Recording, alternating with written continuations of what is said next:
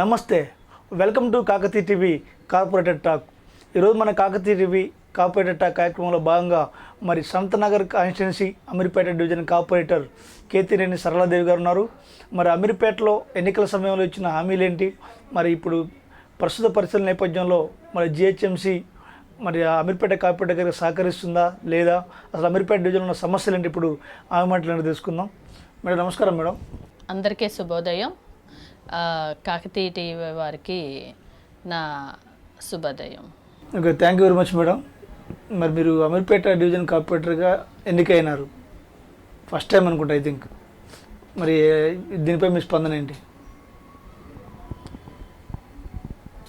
ఈరోజు అమీర్పేట్ డివిజన్ వాసులందరూ కూడా నన్ను ఆశీర్వదించి అమీర్పేట్ డివిజన్కి నన్ను ఎన్నుకోవడానికి రెండు కారణాలు ఉన్నాయని నేను నమ్ముతున్నాను.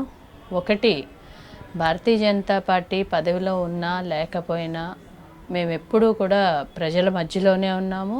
నేను ఇక్కడ స్థానికురాలిని. భారతీయ జనతా పార్టీ మాకు ఏ ప్రోగ్రాం ఇచ్చినా కూడా ఇంటింటికి అన్నది ఈరోజు నాకు ప్రజలతో పరిచయం కాదు. గత 20 సంవత్సరాల నుంచి కూడా అమీర్పేట్ డివిజన్లో నాకు ప్రజలతో సంబంధాలు ఉన్నాయి.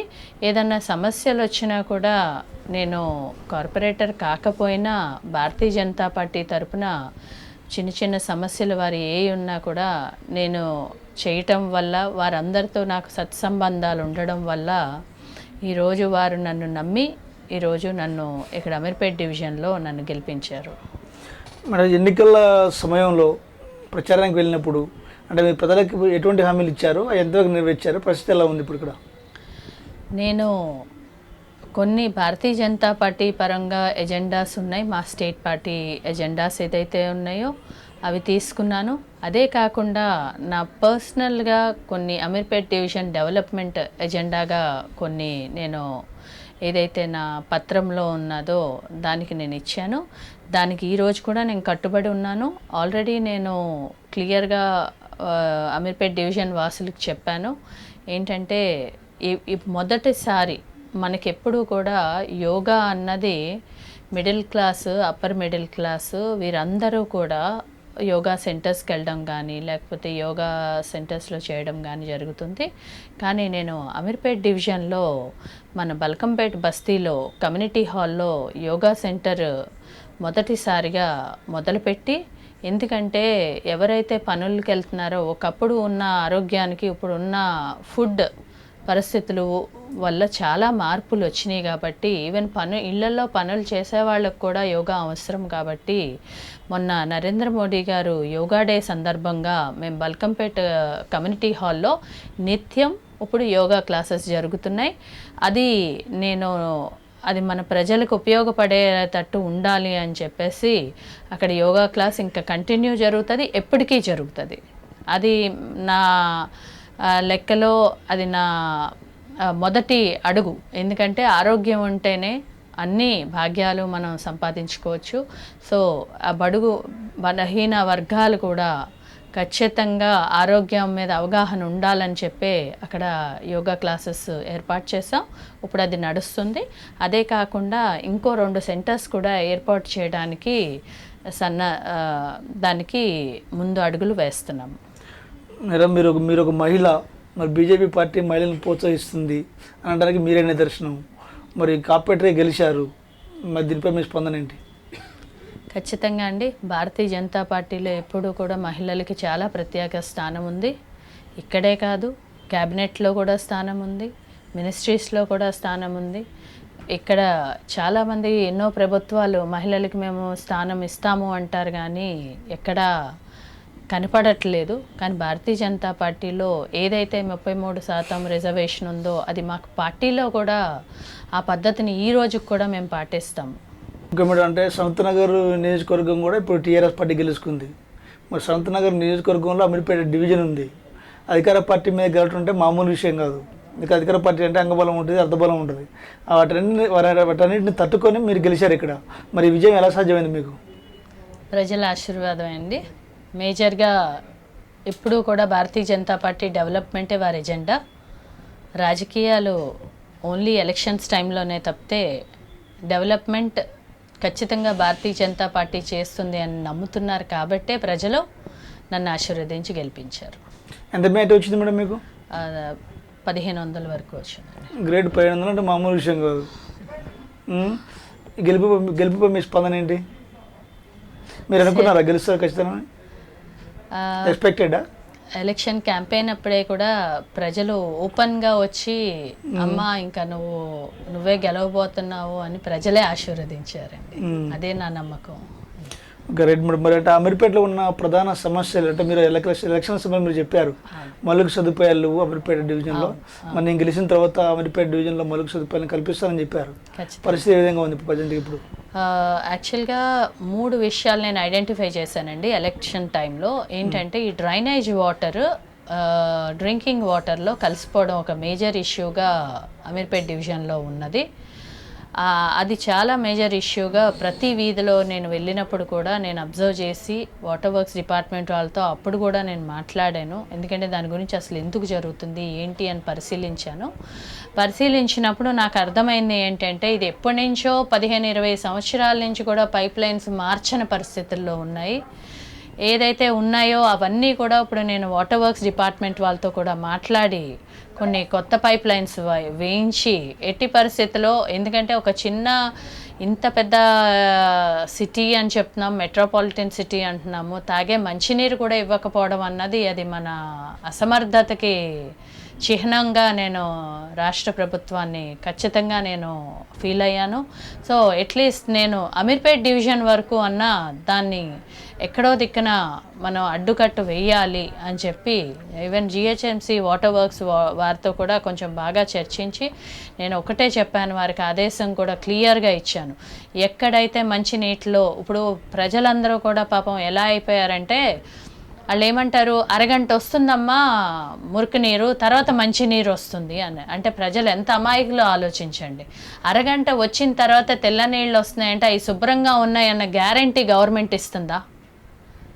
ఈ జర్మ్స్ అన్నీ కూడా హాఫ్ అన్ అవర్ తర్వాత ఆ జర్మ్స్ ఆ వాటర్లో ఉండవా? రంగు మారిందేమో, కానీ the substance what is going in to the water is very dangerous. అది పాపం ప్రజలు అమాయకులు, ప్రజలు గుర్తించట్లా. వాళ్ళు ఏమనుకుంటున్నారు, అరగంట మురికి నీళ్ళు పోయాక అమ్మ, నేను వెళ్ళినప్పుడు కూడా అమ్మ పర్వాలేదమ్మా అరగంట మురికి నీళ్ళు వస్తున్నాయి తర్వాత మంచి నీరు వస్తుంది అంటే ఏంటి, వాట్ ఈస్ అంటే ఇది ఇంత సైంటిఫికల్గా ఆలోచించాల్సిన విషయం, ఇది చిన్న విషయం కాదు. మొత్తము రాష్ట్రంలో ఉన్న ఇబ్బంది ఇది. అరగంట సేపు నీకు మురికి నీరు నడిచి అదే నీరు తెల్ల నీరు రంగు మారితే ఇందులో ఉన్న జర్మ్స్ అందులోకి వెళ్ళవని మన ప్రభుత్వం ఏమన్నా గ్యారంటీ ఇస్తుందా? మన రాష్ట్ర ప్రభుత్వం క్లియర్గా దాని మీద పరిశీలించాలని నేను ఖచ్చితంగా కూడా డిమాండ్ చేస్తున్నాను. ఎందుకంటే ఆ వాటర్ మీరు టెస్టింగ్కి పంపండి. అరగంట సేపు మురికి నీరు కలిసి డ్రైనేజ్ వాటర్ కలిసిన నీరుతో పాటు అదే పైప్ లైన్లో నుంచి తెల్ల నీరు వస్తుంది కాబట్టి ఇప్పుడు మంచిగా వస్తుంది అంటున్నారు. మీరు చెక్ చేయించండి ఈ వాటర్ ఆ వాటర్లో డిఫరెన్స్ ఏంటి అంటే మనం రోజు ఆ మంచినీళ్ళు మన మీద ప్రభుత్వం మీద నమ్ముకొని అయ్యో ప్రభుత్వం మంచినీరు ఇస్తుంది, ఇది మంజీరా వాటరు, మేము తాగితే మాకు ఏ రోగాలు రావు అనే ధైర్యంతో తాగుతున్నారు. కానీ ప్రభుత్వం ఎప్పుడన్నా దాన్ని పరీక్షించిందా, పరీక్షకు పంపించిందా? అరగంట సేపు మురికి నీరుతో కలిసిన నీరు తర్వాత తెల్ల నీరు వస్తుంది అంటే రంగు మారితే దాంట్లో ఉన్న సబ్స్టెన్సెస్ కానీ దాంట్లో ఉండే పదార్థాలు కానీ అవన్నీ కూడా ఉన్నాయా లేవా అన్నది పరిశీలించాలి ఖచ్చితంగా. దాని మీద నేను ఖండించి వాటర్ వర్క్స్ వారితో కూడా చెప్పాను, ఈ నీళ్ళు టెస్టింగ్ కూడా పంపాలని. వారు ఎలా ఉంది అంటే ఇది ఒక రొటీన్ ప్రాసెస్ లాగే ఫీల్ అవుతున్నారే తప్పితే దీన్ని మారుద్దాము అన్న ఆలోచన లేదు. వాళ్ళు ఏమంటున్నారంటే మేడం మేము చేస్తున్నాము, ఇప్పుడు ఇంకా రావు మేడం డ్రైనేజ్ వాటర్, ఇప్పుడు కలవో మేడం అంటే కలిసినప్పుడు ఏంటి, కలిసిన నీరు అయితే ప్రజలు తాగుతున్నారు. ప్రస్తుతం కోవిడ్ ఉన్న పరిస్థితుల్లో మనం we should take very care of the health కాన్షియస్గా ఉండాలి. ఇప్పుడు ఎక్కడి నుంచో వచ్చిన మహమ్మారిని ఆపడానికి ట్రై చేస్తూ ప్రస్తుతం మన దగ్గర ఉన్నదాన్ని ఎలాగా చేయాలి అన్నది జిహెచ్ఎంసి వారు ఖచ్చితంగా ఈ విషయం మీద చర్చా కార్యక్రమం ఈసారి బాడీ మీటింగ్లో మేము పెట్టదలుచుకున్నాము. కాబట్టి దానికి ఒక సొల్యూషన్ తేవాలి. వేల కోట్ల డెవలప్మెంట్ అంటారు, 100-200 సంవత్సరాల నాటి డ్రైనేజ్ సిస్టమ్ని మనం ఎందుకు తెలంగాణ రాష్ట్రంలో ఎందుకు మార్చుకోవట్లేదు? ఏంటి దాని రీజన్ ఏంటి? 1000 కోట్లు ఇస్తాంబుల్ చేస్తాము, సింగపూర్ చేస్తాము, ఇంకా పెద్ద పెద్దవి వద్దు. మౌలిక సదుపాయాలు ఆ రోజు నేను మాట్లాడింది కూడా నేను ఎలక్షన్స్ అప్పుడు అదే కోరుకుంటున్నాను గవర్నమెంట్ని. ఇది ప్రజలకు సంబంధించిన విషయం, రాజకీయాలు కాదు. ప్రజలు మురికి నీరు తాగకుండా ఉండడానికి మనం ఏం చేస్తాము అన్నది మాత్రం ఖచ్చితంగా ఆలోచించాలి ప్రభుత్వం. ఇది మేము కింద స్థాయిలో ఏదైతే కార్పొరేటర్గా స్థాయిలో ఉన్నప్పుడు మేము అక్కడికి వెళ్తున్నాం, డ్రైనేజ్ సిస్టమ్ గురించి మాట్లాడినప్పుడు వారికి సొల్యూషన్ లేదు. మేడం ఆ లైన్ కలిసిపోతుంది కాబట్టి దీంట్లో మురికి నీరు వస్తుంది అంటే ఇంత టెక్నాలజీ పెరిగింది అంటున్నారు కదా. టెక్నాలజీ పెరిగింది, మేము పెద్ద పెద్ద ఇస్తాంబుల్ చేసేస్తాము హైదరాబాద్ నగరాన్ని అన్నప్పుడు మౌలిక సదుపాయాల మీద దృష్టి ఎందుకు పెట్టట్లేదు? ఎందుకు డ్రైనేజ్ సిస్టమ్ మీద ఫండ్ ఎందుకు అలాట్ చేయట్లేదు Telangana government? Complete drainage system మీద ఫండ్ తీసుకురాలేరా?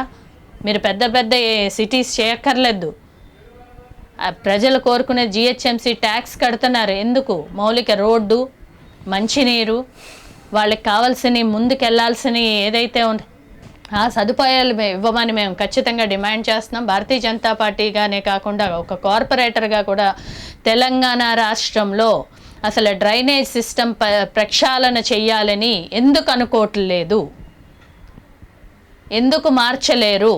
మీరు వేల కోట్లు, లక్షల కోట్లు అలాట్ చేయగలిగినప్పుడు బడ్జెట్లో దీన్ని ఎందుకు మార్చాలి అని అసలు ఆ అభిప్రాయం కానీ ఆ ప్రపోజల్ కానీ ఎందుకు పెట్టట్లేదు? స్మార్ట్ సిటీస్ అంటున్నారు. స్మార్ట్ సిటీస్ అంటే ఏంటి? ఏదైతే ఎక్కడైతే మౌలిక సదుపాయాలు పాత పడిపోయి ఉండి దానివల్ల ఇబ్బందులు పడుతున్నామో దాన్ని మార్చడాన్ని స్మార్ట్ సిటీ అంటారే తప్పితే ఉన్న డ్రైనేజ్ సిస్టంలోని మురుకు నీరుని మంచినీరు కలిసిపోయిన దాన్ని మరి స్మార్ట్ సిటీ అంటారా అని నేను అనుకోబోట్లేదు. దీన్ని ఖచ్చితంగా కూడా ప్రభుత్వం ఆలోచించాలి, దీని మీద ఎజెండా తీసుకోవాలి తెలంగాణ ప్రభుత్వం. ఎందుకంటే డ్రైనేజ్ సిస్టమ్మే మార్చలేనప్పుడు మనం పెద్ద పెద్ద బిల్డింగులు కట్టి ఏం చేద్దాం? కరెక్ట్. వందల వేల సంవత్సరాలు అయిపోతుంది. ఆ డ్రైనేజ్ సిస్టమ్ అప్పట్లో ఆ టెక్నాలజీ ఇంకా మంచిది కాబట్టి ఈరోజు నిలబడ్డాం. ఇప్పుడున్న టెక్నాలజీ నువ్వు ఇవాళ పైప్ లైన్ వేస్తే రేపు కూలగొడుతున్నారు. ఇక్కడ పైప్ లైన్ వేస్తే వాటర్ డిపార్ట్మెంట్ వాళ్ళకి, రెయిన్ వాటర్ డిపార్ట్మెంట్, ఇంజనీరింగ్ డిపార్ట్మెంట్కి దేర్ ఈజ్ నో కనెక్టివిటీ. ప్రతి డిపార్ట్మెంటు కూడా వారికి సంబంధాలు ఉండట్లేదు. ఎందుకు ఉండట్లేదు? అసలు వాళ్ళు ఏమంటారు, వాటర్ వర్క్స్కి వెళ్తే మేడం ఇది రెయిన్ వాటర్ డ్రైనేజ్ మేడం అంటారు. వాటర్ వర్క్స్కి వెళ్తే ఇది మా డ్రైనేజ్ సిస్టమ్ మాత్రమే మాకు సంబంధం అంటారు. వీరందరూ కూడా అనుసంధానం చేసుకోవాలి. జిహెచ్ఎంసి ప్రజలు ట్యాక్స్ ఒకటే కడుతున్నారు. దేనికి కడుతున్నారు? అన్నిటికీ కడుతున్నప్పుడు నువ్వు మౌలిక సదుపాయాలు నువ్వు ఇవ్వాలి. ఇక్కడ మేము మొన్న కూడా బడ్జెట్ పెట్టినప్పుడు 5,000 కోట్లు ఇచ్చామని పబ్లిసిటీ చేసుకున్నారు కదా. అందులో దగ్గర 3,500 వరకు ఫిగర్లో కొంచెం అటు ఇటు ఉన్న 3,500 వరకు జీతాలకే పోతున్నాయి.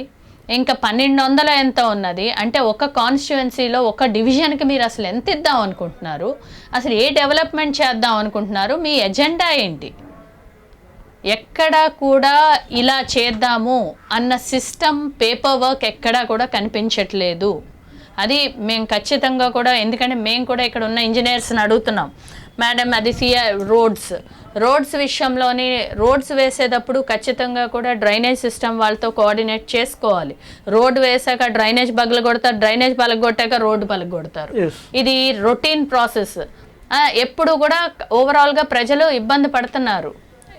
ఆ రొటీన్ ప్రాసెస్లో ప్రజలకి ఏమవుతుంది? ఎప్పుడూ కన్వీనియన్స్ లేదు. కాబట్టి మనమేమి అందిస్తున్నాం ప్రజలకి? దీని గురించి ఖచ్చితంగా ఒక నిర్ణయానికి రాష్ట్ర ప్రభుత్వం రావాలి. ఈ డ్రైనేజ్ సిస్టమ్ని, ఎందుకంటే ఎక్కడెక్కడి నుంచో ఎన్నో వేల కిలోమీటర్ల నుంచి నీరు తెస్తున్నామన్నారు. అలాంటప్పుడు డ్రైనేజ్ సిస్టమ్ని ప్రక్షాళన ఎందుకు చేయలేం మనం? అంటే still continue madam, drinking problem still continue. ప్రతి మొత్తం మన తెలంగాణ, హైదరాబాద్లో ఎక్కడ ఏ డివిజన్ కన్నా మీరు వెళ్ళండి, మురుకు నీరు కలవని డ్రింకింగ్ వాటర్ లేదు. You can research. ఒక్క డివిజన్లో, ఏ డివిజన్లో అన్న అడగండి. అంటే ఇంత మేజర్ ఇష్యూ ఇచ్చుకుని ఏమున్నాయి, ప్రాబ్లమ్స్ ఏమున్నాయి అని ప్రభుత్వం ఎలా అడుగుతుంది? ఈ విషయాన్ని మన ఇటీవల జరిగిన మీరు జిహెచ్ఎంసీ జనరల్ బాడీ సమావేశంలో మీరు యాక్చువల్గా లేవనెత్తడానికి వాళ్ళు అసలు మాకు అవకాశం ఇవ్వలేదండి. ఎందుకు జూమ్ మీటింగ్ పెట్టారు కదా మేడం? జూమ్ మీటింగ్ పెట్టారు. దాంట్లో కూడా మేము ఏదైతే ప్రశ్నలు అడిగామో ఆ ప్రశ్నలు అసలు అందులో ఇంక్లూడ్ చేయలేదు. రెండో విషయం ఏంటంటే వారు ఏదైతే మేము అడుగుతున్నామో ఆ టైంలో జూమ్ మీటింగ్లో అది లాక్లో పెట్టారు. లాక్లో పెట్టినాడు మా వాయిస్ ఈవెన్ బడ్జెట్ ఆమోదం కూడా మేము ఎవరూ ఎస్ అనలా. మీకు ఎస్ ఎందుకు మీరు అనలేదు అన్నారు అని వారు చెప్తున్నారు, కానీ లాక్లో ఉంది. కావాలంటే టెక్నికల్గా అది ఓపెన్ చేసి చూసుకోమనండి. Everything is on lock. అప్పుడు మేము మద్దతు ఎలా తెరుపుతాం? మాకు చెప్పడానికి ఆ వాయిస్ లేని లాక్ పెట్టారు. అయినా పెద్ద పెద్ద మీటింగ్స్ చేస్తున్నారు, ఎన్నో మీటింగ్స్ చేస్తున్నారు. వర్చువల్ మీటింగ్ అవసరం ఏంటి? ఫిజికల్ మీటింగ్ ఎందుకు జరపలేదు? రీజన్ ఏంటి? బడ్జెట్ పెట్టినప్పుడు ఫిజికల్ మీటింగ్ సీఎం గారు పెట్టట్లేదా? ఆఫీసర్స్ అందరూ కూర్చొని చేసుకోవట్లేదా? Collectors meetings అవ్వట్లేదా?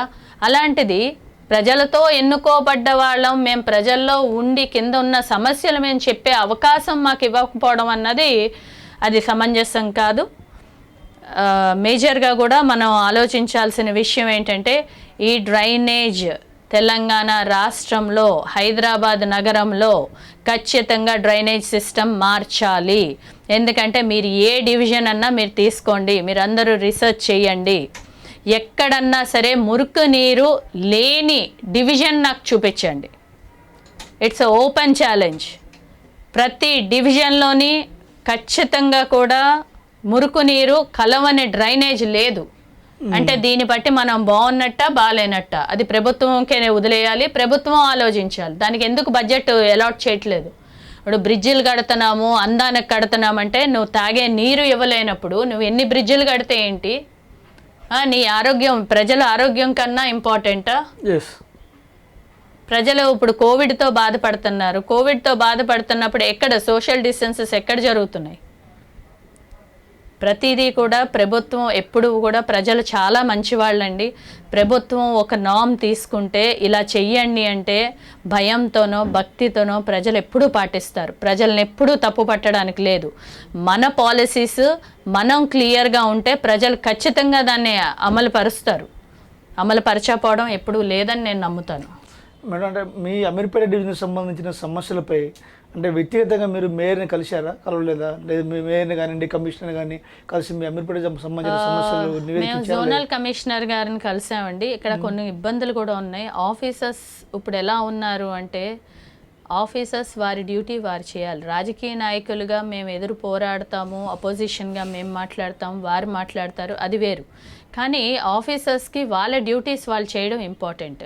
ప్రోటోకాల్ మెయింటెనెన్స్ లేదు ఎక్కడా కూడా. జోనల్ కమిషనర్ గారు ఇక్కడ జనరల్గా there is a GO, clearly it is return in that what ever discussions or whatever development in the divisions should be discussed with the corporator, local corporator, and you are supposed to keep the tenders and go forward. అది ఏది పాటించట్లేదు. నేను అది ఒకసారి zonal commissioner గారిని క్లియర్గా ప్రావీణ్య మేడంని అడిగాను. వారు ఏం చెప్పారంటే మీతో ఇంత డైరెక్ట్గా మాట్లాడారండి. మీతో చర్చించాల్సిన అవసరం లేదండి, మాకు మినిస్టర్ గారి నుంచి ఆర్డర్ వచ్చింది, సో మేము మా పని మేము చేసుకున్నామంటే నేను అన్నాను సో జీవో ప్రకారం మేడం ఏదన్నా డెవలప్మెంట్ యాక్టివిటీ ఉంటే ఇది చేద్దాం అనుకుంటున్నాము అని చెప్పి మనందరం కూర్చుని చెయ్యాలి అని ఆ జీవోలో ఉంది కదా, that you should involve the corporator అని ఉంది కదా మేడం అంటే అవన్నీ నాకు తెలియదు మేడం, నేను చెప్పాల్సిన పని లేదు, మీరు ఏమన్నా ఉంటే మీరు మాట్లాడుకోండి అన్నారండి. మీరు మామూలుగా మినిస్టర్ గారితో మాట్లాడుకోండి అన్నారు. మినిస్టర్ గారు అందుబాటులో ఉంటాడా మనం మాట్లాడడానికి? అసలు ఈ జిహెచ్ఎంసీ వర్క్ లో who are the concern persons, not the minister. Commissioner is responsible, zonal commissioner is responsible, and the deputy commissioner is responsible for the discussions of the development. Yes. There is nothing involve. Minister గారు ఎప్పుడు ఉంటారు? ఇవన్నీ మాట్లాడుకున్నాక వారి దగ్గరికి వెళ్ళి sir ఇలా చేద్దాం అనుకుంటున్నాము, ఈ డెవలప్మెంట్ యాక్టివిటీ అమీర్పేట డివిజన్లో అవసరం ఉంది, సో మీరు కూడా అప్రూవల్ ఇస్తే బాగుంటుంది, మీరు కూడా చూడండి సార్ అని వారిని కూడా అప్పుడు మేము చర్చించుకుని అది ముందుకు తీసుకెళ్ళాలి. That is the protocol. Yes, definitely will respect the concern departments, concern ministers. But ఒక లోకల్ కార్పొరేటర్కి చెప్పాల్సిన అవసరం లేదు అని ఒక జోనల్ కమిషనర్ మాట్లాడడం అన్నది అది మరి వారు ఆఫీసర్గా ఇట్ ఈస్ నాట్ రైట్. అంటే ఆఫీసర్స్ తెలంగాణ గవర్నమెంట్ కార్యకర్తల్లాగా బిహేవ్ చేయడం అన్నది మరి అది కరెక్ట్ కాదని మేము అనుకుంటున్నాము. వారు ఎందుకంటే it's a GO, it's a return, వారందరూ చదువుకున్న వాళ్ళు, అందులో క్లియర్గా it is return. Any development activity should be involved by the local body corporators and discuss things good and bad and what are the viabilities. ఇక్కడ అది పెట్టారండి, ఏంటి street vendors కోసం అని చెప్పేసి మొన్న పెట్టారు. దాని మీద నేను అబ్జెక్షన్ రైజ్ చేశాను. ఎందుకు అబ్జెక్షన్ రైజ్ చేశానంటే జీహెచ్ఎంసీ వారు అప్పట్లో 2015 అలాగా రోడ్ వైండింగ్ చేసినప్పుడు మనకి ట్రాఫిక్ కన్జంప్షన్ ఎక్కువ ఉందని చెప్పేసి రోడ్ వైండింగ్లో జీహెచ్ఎంసీ వారు లక్షలు కంపెన్సేషన్, టీడీఆర్ కాంపెన్సేషన్ ఇచ్చి, టీడీఆర్ సర్టిఫికెట్లు ఇచ్చి ఇక్కడ ఉన్న జనాలకి రోడ్ వైండింగ్ చేశారు. ఎందుకు? ట్రాఫిక్ ఇష్యూస్ అవుతున్నాయి, యాక్సిడెంట్స్ అవుతున్నాయి, రేపొద్దున ఇబ్బంది అవుతుంది అని. అదే డబ్బులతో ఇప్పుడు అక్కడ అదే ప్లేస్ ఏదైతే రోడ్ వైండింగ్ ట్రాఫిక్ కన్జంప్షన్స్ కోసం చేసిన దగ్గర స్ట్రీట్ వెండర్స్కి ఇస్తాము అని చెప్పి ప్రపోజల్ పెట్టారు. స్ట్రీట్ వెండర్స్కి మీరు ఎక్కడ ఇవ్వాలి? ఎక్కడైతే ఖాళీ ప్లేస్ ఉందో, ఎక్కడైతే ట్రాఫిక్ ఇబ్బంది లేదో అక్కడ వారికి అలాట్ చేయాలి. వాళ్ళకి అలాట్ చేయొద్దని నేను అంటలేదు. It's a good proposal that they should allot where there is a place where there is పబ్లిక్కి ఇబ్బంది కాని చోట. ఇప్పుడు అమీర్పేట వాసులు అందరూ కూడా ఇప్పుడు గవర్నమెంట్ హాస్పిటల్ వచ్చింది, రేపు అంబులెన్స్ రావాలి, అక్కడ 50 బెడ్స్ హాస్పిటల్ రాబోతుంది. ఏదన్నా ఎమర్జెన్సీతో అంబులెన్సెస్ 4 వస్తాయి. అది టర్నింగ్ పాయింట్. ఆ టర్నింగ్ పాయింట్లో నీకు పార్కింగ్ ఏది? ఇప్పుడు రేపు అదే పేషెంట్స్ వస్తారు, పేషెంట్స్ తాలూకా అటెండర్స్ వస్తారు, వాళ్ళకి పార్కింగ్ ప్లేస్ మనం ఎక్కడిద్దాం? గవర్నమెంట్ ల్యాండ్ ఎప్పుడైతే వేరే దానికి ఇచ్చేస్తామో రేపు అవసరం అయినప్పుడు ఏంటి మన పరిస్థితి అని దాని గురించి నేను జోనల్ కమిషనర్ గారు అబ్జెక్షన్ లెటర్ పెట్టాను. సార్, ఎందుకంటే జిహెచ్ఎంసీ అన్ని లక్షలు పెట్టి రోడ్ వైండింగ్ తీసుకున్నదానికి కారణం ఏంటి అంటే ఆర్ఎంబీ ఆఫీస్ వెనకాలకు లోపలికి ఉంది మేడం అన్నారండి. నేనంటాను లోపలికి ఉండడానికి రేపు గవర్నమెంట్ ప్లేస్ మనకి లేకపోతే రేపు ఏదన్నా ఎమర్జెన్సీస్ వస్తే ఎవరిస్తారు? ఎక్కడి నుంచి తెస్తాము? సో దాని గురించి నేను కొంత అబ్జెక్ట్ చేశానండి. దానికి లెటర్ పెట్టాను, వారు ఇంకా ఏం సమాధానం ఇవ్వలేదు. ఓవరాల్గా డెవలప్మెంట్ ఈస్ ఆర్ ఎజెండా అండి. వాట్ ఎవర్ ఇట్ ఈస్, రాజకీయాలు అన్నది ఓన్లీ ఎలక్షన్ టైంలో ఏదన్నా అవ్వచ్చు. నా ఆలోచన ఒకటే, మనం ఎట్టి పరిస్థితుల్లో నా చేతనైనంతలో నేను ఖచ్చితంగా అమీర్పేట్ డివిజన్ వాసులందరికీ కూడా అందుబాటులో పొద్దున్న 8 నుంచి 10 వరకు నేను డివిజన్లోనే తిరుగుతున్నాను, ప్రతి వీధికి వెళ్తున్నాను. నేను చేయగలిగింది, వాళ్ళకి ఏదైనా ఇబ్బందులు ఉంటే నాకు డైరెక్ట్గానే అప్రోచ్ అవుతున్నారు, నేను చేస్తున్నాను. అంటే ఇప్పుడు మీరు చేయగలిగింది మీరు చేస్తారు, దానికి తగ్గట్టు ప్రభుత్వ సహకారం కూడా ఉండాలి, జిహెచ్ఎంసీ సపోర్ట్ కూడా ఉండాలి, నిధులు మంజూరు చేయాలి. మరి నిధులు మంజూరు ఏ విధంగా ఉంది డివిజన్కి? మేము అదే అడిగామండి.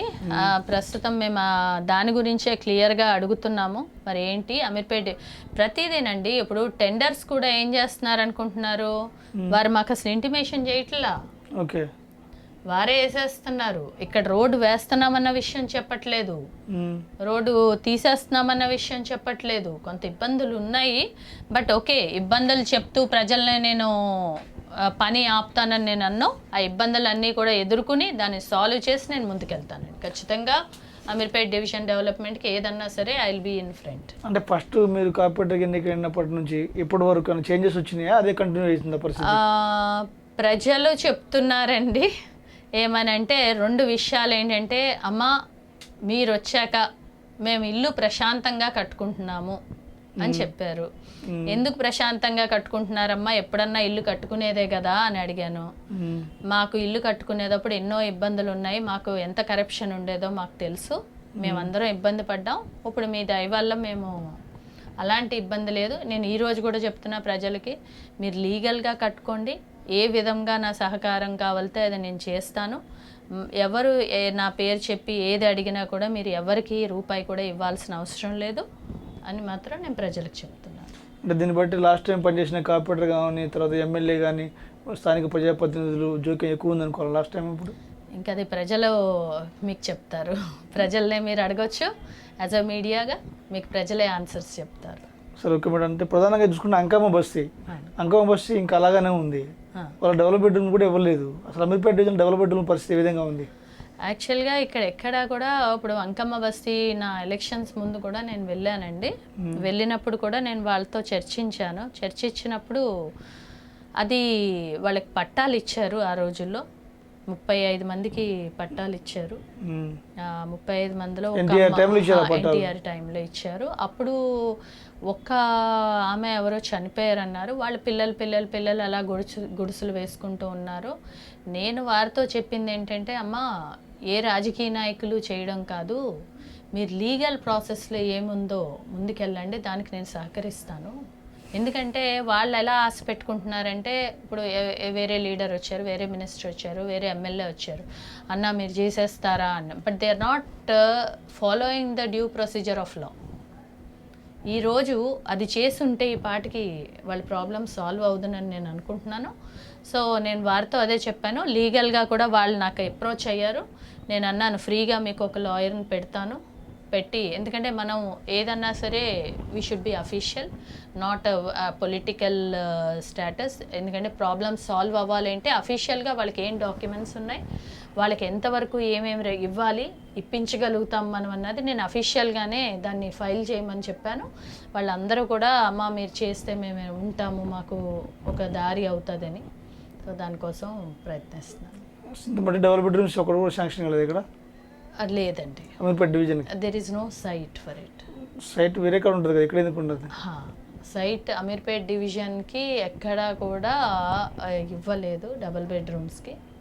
ఎక్కడ చాలామంది పాపం అమాయకులు. అదే కాదండి, రాజీవ్ గృహకల్ప అని చెప్పేసి మనకి పెట్టారు. రాజీవ్ గృహకల్ప కట్టిన డబ్బులన్నీ ఏం చేశారు? అసలు వైట్ పేపర్ మీద ఇవ్వమనండి ఇప్పుడు గవర్నమెంట్ని. ఏది ఆ డబ్బులు ఏమి అలాట్ చేశారు, ఎవరికి ఇచ్చారు? ఇప్పటికీ అది లేదు. అందరూ కట్టారు అంతే, ఆశపడ్డారు.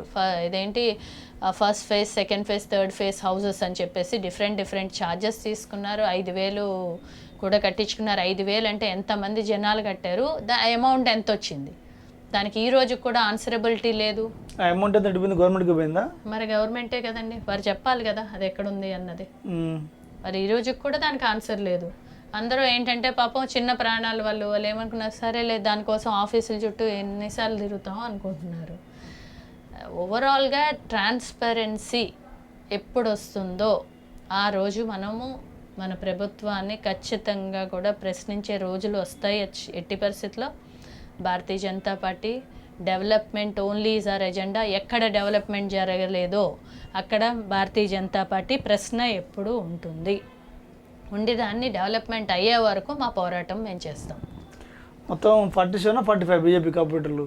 యాక్చువల్గా 47 ఒక ఆయన చనిపోయారు కదా. ఓకే, లింగజీ కూడా.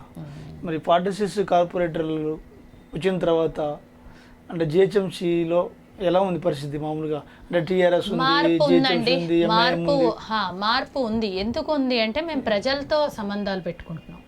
ఎందుకు పెట్టుకుంటున్నాం అంటే ఇప్పుడు ప్రజలతోనే ప్రశ్నిస్తున్నాం. ఇప్పుడు మొన్న ఎగ్జాంపుల్ అండ్ మొన్న వరదలు అయినాయి పోయిన సంవత్సరం. ఒక్కటి చూపించమనండి, దానికి అప్పటికి ఇప్పటికి ఇదిగో సపోజ్ ఒక బ్రిడ్జ్ ఉంది, ఇప్పుడు బేగంపేట మన అది నాలా ఉంది, మళ్ళీ అక్కడ సికింద్రాబాద్ దగ్గర ఉంది, అవన్నీ కూడా కూలిపోయి ఇల్లులు కూడా కొట్టుకుపోయినాయి. అక్కడ ఏమన్నా ఒక్క చిన్న గోడ పెట్టారా, చిన్న మార్పు చేశారా? మీరు చూపించమని చెప్పమండి. మార్పు చేయనప్పుడు ఇప్పుడు మళ్ళీ వర్షాలు వచ్చినప్పుడు ఇప్పుడు ఆఫీసర్స్ అంటారు ఇప్పుడు అన్నీ రెడీ చేస్తున్నాం మేడం, అన్నీ preparation. What preparation? From 1 year you already know what is the situation happened. So clearly it is seen.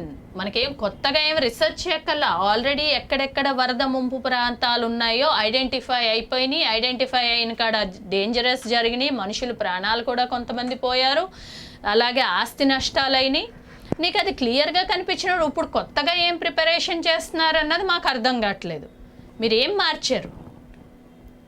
ఎక్కడన్నా ఒక్క ఇటుకన్నా మీరు పెట్టి ఇదిగో పోయినసారి పలానా నాలా సికింద్రాబాద్లో బేగంపేటలో నాలా ఇలా పొంగడం వల్ల ఇన్ని ఇల్లులు ఇదైనవి, దానికి మేము ఈ గోడ కట్టాము, లేకపోతే ఇక్కడ మట్టి కుప్ప పెట్టాము, వాటర్ రాకుండా డైవర్ట్ చేసాము అని ఒక్కటి చెప్పమనండి ఆఫీసర్స్ని. 1 year, within 1 year time they don't have time to resolve that. ఇప్పుడు హడావుడి పడతారేంటండి? మొన్న మేము జిహెచ్ఎంసీకి వెళ్తే కూడా no we're in that preparations. What is the meaning of preparations? 1 year is there already. Problem is seen with your eyes. అది 1 year నుంచి చేయడానికి వాళ్ళకి కార్యక్రమం టైం సరిపోలేదా? అదే చెప్తుంటండి, ఇదంతా కూడా ప్రభుత్వం ఫెయిలియర్స్. ప్రభుత్వం అడ్మినిస్ట్రేషన్ని ఎప్పుడు కూడా వారి స్వతంత్రం వారికి ఇవ్వాలే తప్పితే ప్రభుత్వం వారిని పార్టీ కార్యకర్తలుగా పని చేయించుకుంటే ఏ పనులు జరగవు. పట్టణ ప్రగతి అన్నారు. పట్టణ ప్రగతిలో ఏం చేశారు? 3rd phase పట్టణ ప్రగతి అని మేం కార్పొరేటర్లు అయ్యాక 3rd phase పట్టణ ప్రగతి వచ్చింది. 1st phase పట్టణ ప్రగతిలో అసలు మీరు ఏం చేశారో వైట్ పేపర్ మీద చూపించండి. 2nd phase ఏం డెవలప్మెంట్, 3rd phase మేం ప్రత్యక్ష సాక్షులం. 3rd phaseలో పట్టణ ప్రగతి అంటే ఏం చేశారో చెప్పమంటారా? ఉన్న చెత్త డైలీ రెగ్యులర్గా మున్సిపాలిటీ వాళ్ళు చేయాల్సిన పనులేంటి? వాళ్ళు రోడ్స్ క్లీన్గా ఉంచాలి, చెత్త కుప్పలు తీయాలి, నీట్గా పెట్టాలి. Second thing, drainage system. Wherever drainage is stucked they are suppose to clean it and make sure that ఆ ప్రాబ్లం మళ్ళీ రాకుండా చూడాలి. లేదు, క్లీన్లీనెస్ అండ్ హరితహారం. ఎక్కడ మీరు ఎన్ని పట్టణ ప్రగతి కార్యక్రమాల్లో ఎన్ని పార్కులు డెవలప్ చేశారో మీరు ఇవ్వండి లిస్ట్. జిహెచ్ఎం దానికి బడ్జెట్ ఉందన్నారు. ఏది ఆ బడ్జెట్? అసలు ఎంత ఇచ్చారు? నేను క్లియర్గా మా అమీర్పేట్ డివిజన్ వరకు నేను క్లియర్గా చూసింది, same staff has been done that job.